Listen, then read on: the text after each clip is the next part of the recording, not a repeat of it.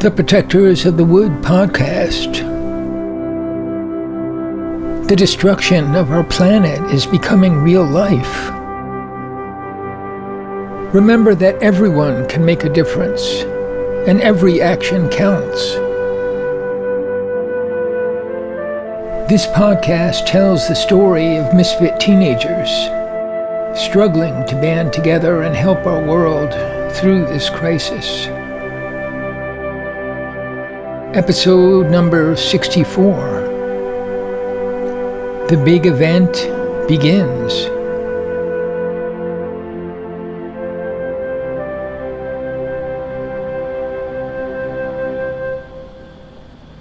Gilligan and Phoebe were talking in the strangely deserted toy store. What do you mean we're in trouble? I thought your advice last night was pretty good. I intend to follow it. Why walk into a trap? Yes, of course. I'm just gloomy about protecting Sammy and the kids at this concert. Is there anything I can do? Well, yes, there is. You could stand at the front door of the coffee shop with Louis and Chief Santiago and be part of our security team. Your main job will be to tell all of the late arrivals to listen to the concert from the backyard. We don't want a mob on the street in the front of the coffee shop. But they won't be able to go through the toy store after we're closed. They'll have to go around the corner to Stable Lane. That should be easy enough. I'd love to do a job with Chief Santiago. I've looked up to him since I was young. But how did you get Louis into this? He's on our team. He'll do any reasonable job to make our project work. I see, but are you paying him? He'd do it for nothing. But we'll give him something from the donations for the band. No one's really getting paid for this. I'd like to donate too. We'll just add his hours to his regular pay. That's very generous. He'll be happy to be appreciated. Why don't you let him know? I will. Anything else you haven't told me? Phoebe laughed. I'll be out back from 6 o'clock on, and I was hoping you'd close up. I'll be covering Sammy's back door if you need me. To Phoebe's surprise, Gilligan put out his hand and they shook on it. The rest of the afternoon crawled by. Phoebe stayed quietly at the cash register, thinking furiously. She felt almost certain that the Morphe gang had devised a way to catch Abby and bring Sammy down in the process. Yet no matter how she analyzed the situation, she couldn't see what Morphe would gain by forcing Abby back to her parents or getting her into police custody, even assuming that the police were an entirely different group from their normal township police.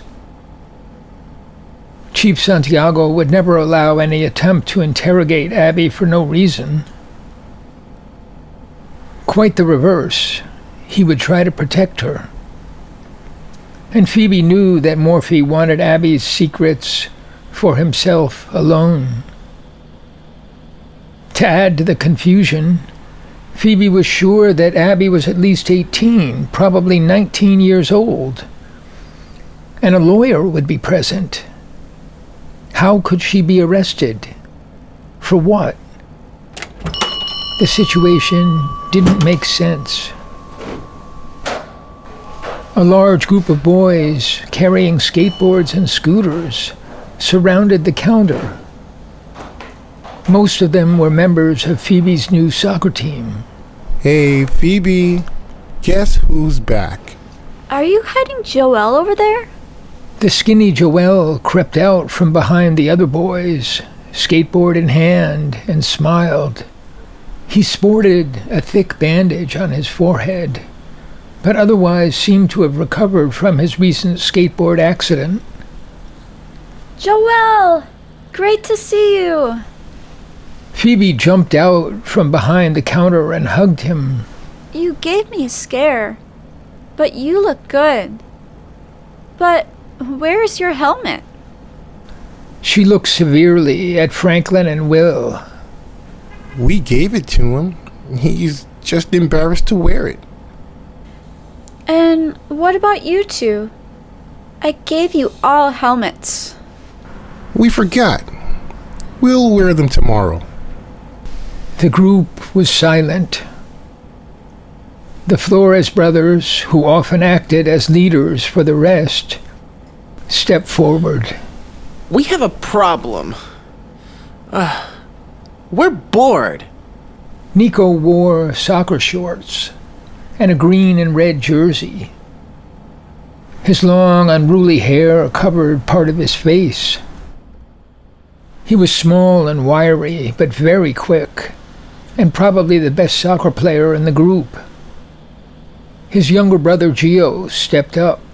There's nothing to do. Luis banned us from the courtyard. He says we're bothering him, but he won't let us do anything.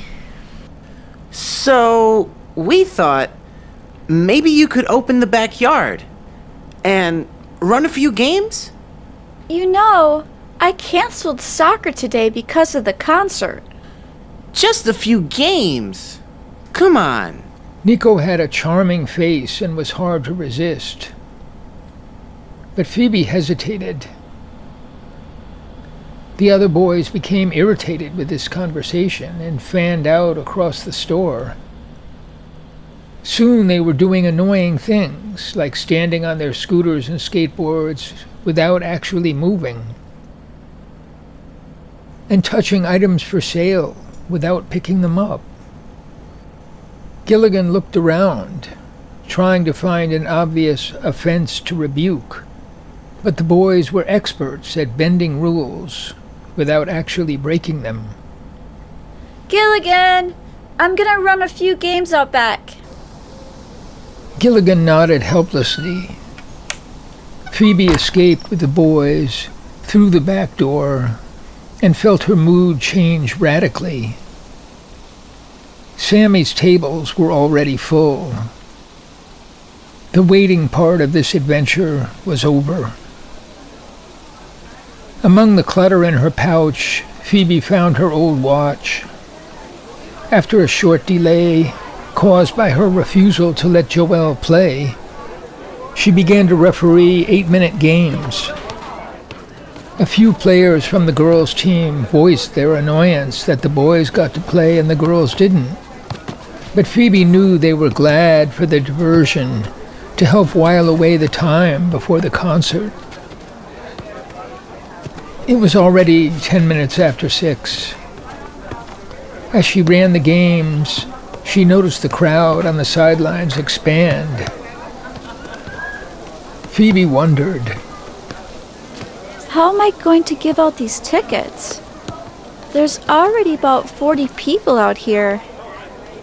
If I wait too long, and there's not enough tickets to go around, people will get angry. It'll be a mess. I need help. When Phoebe whistled the game over, she took Nico off the field and sent him into the coffee shop to bring Stephanie outside. In a few minutes, he returned with Abby. Hey, Phoebe. What's up? You look good. Your new outfit is fabulous. How's the new job? Really nice. I've never done anything like this before, and it's so much fun. People really like me.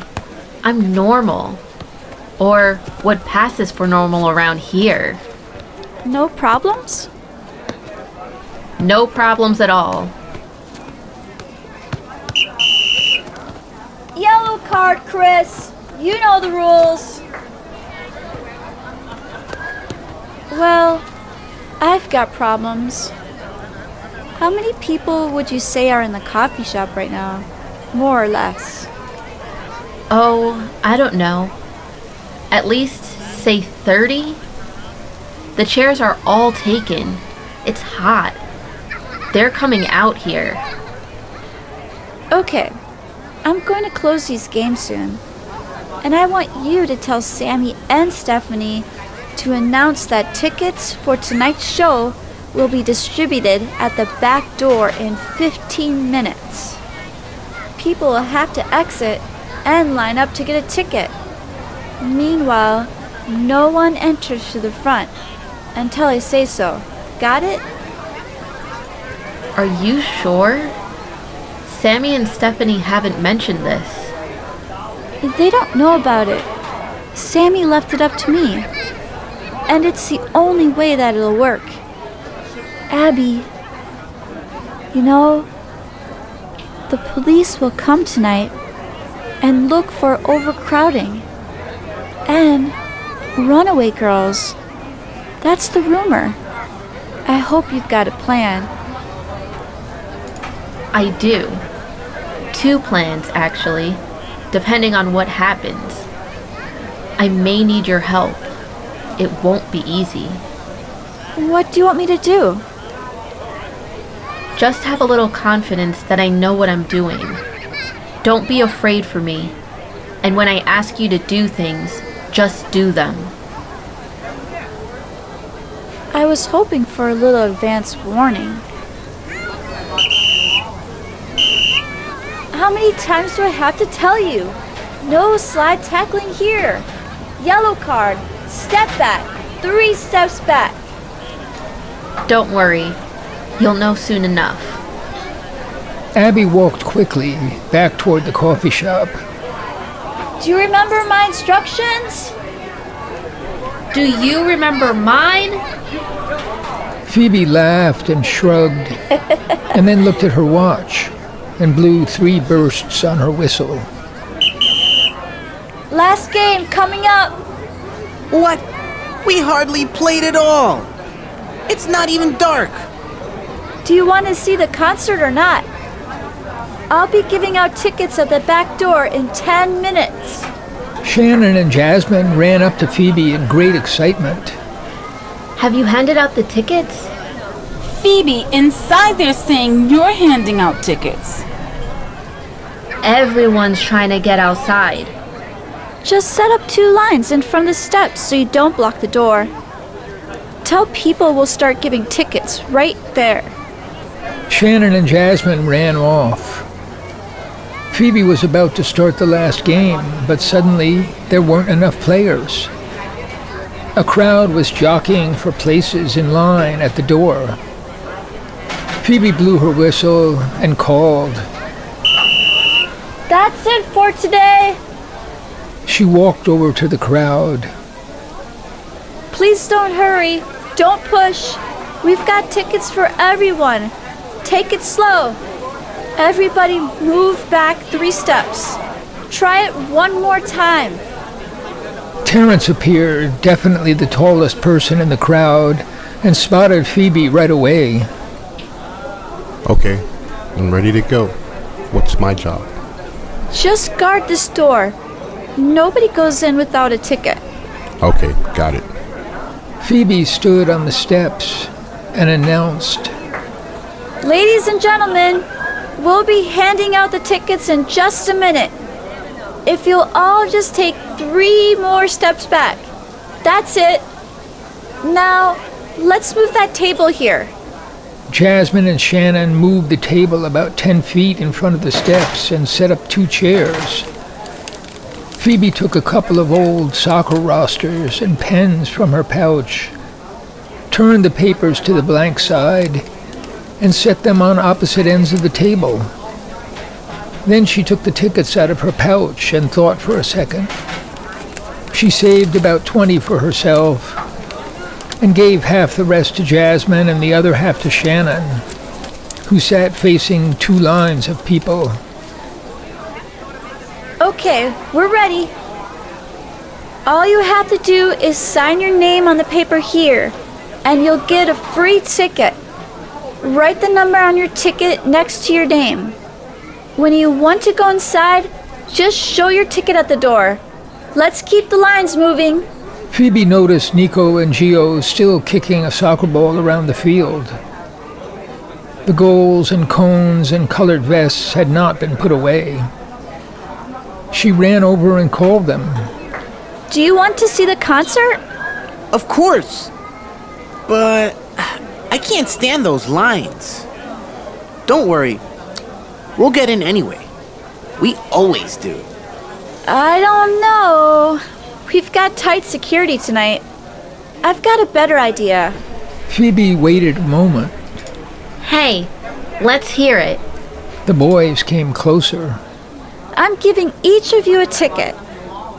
She handed them the small papers with a flourish. You'll both go into the toy store and tell Gilligan that Louis must go to the front door of the coffee shop now, right now, and that you two will be putting the soccer equipment away where it always goes. Then you'll return to me and do other errands. What good are these tickets if we're working for you? You'll see plenty of the concert and plus. You'll have much more excitement than just sitting there. Yes! Gio was small and stocky. He smiled easily. His shot on the soccer field was deadly. We'll do it. Now hurry. They vanished into the toy store.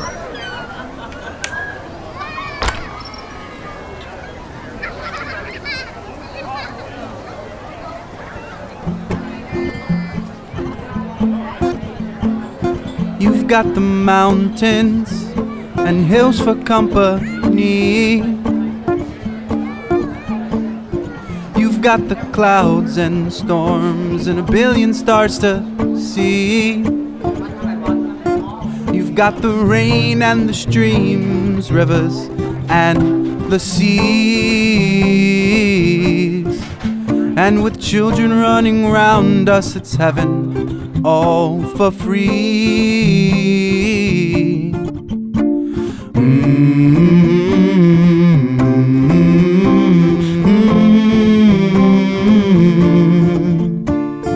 I know our days are numbered, and flowers will all fade,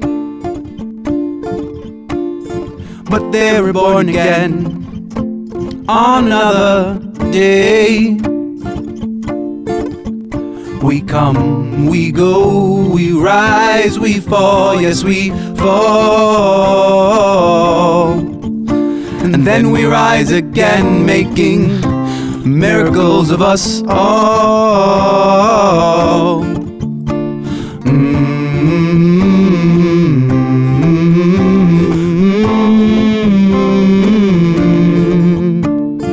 In sorrow and in pain, we live and we die,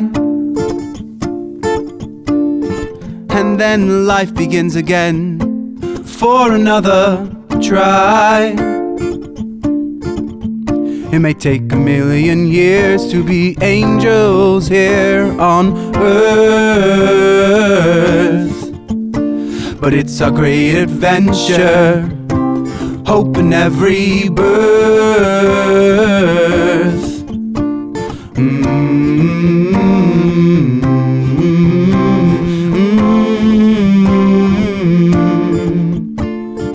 The miracles around us are a long journey home. The road goes unwinding, together or alone. We're training to be angels somewhere down the way. We somehow see the path ahead. We all begin today.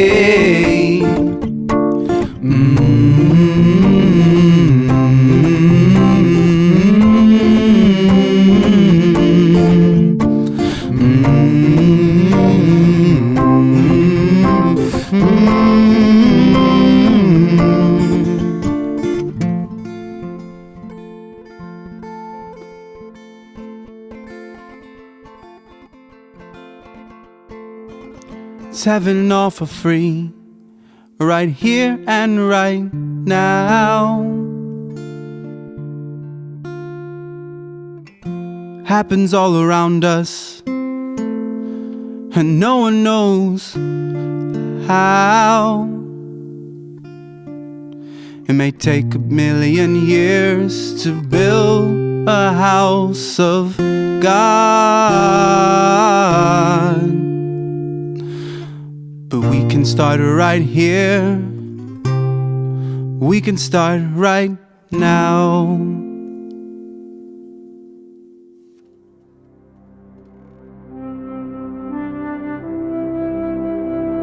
Thanks for listening to the Protectors of the Wood podcast. Find all our podcasts, songs, and projects on our website, protectorsofthewood.com. And to all the eco-warriors out there, remember that everyone can make a difference and every action counts.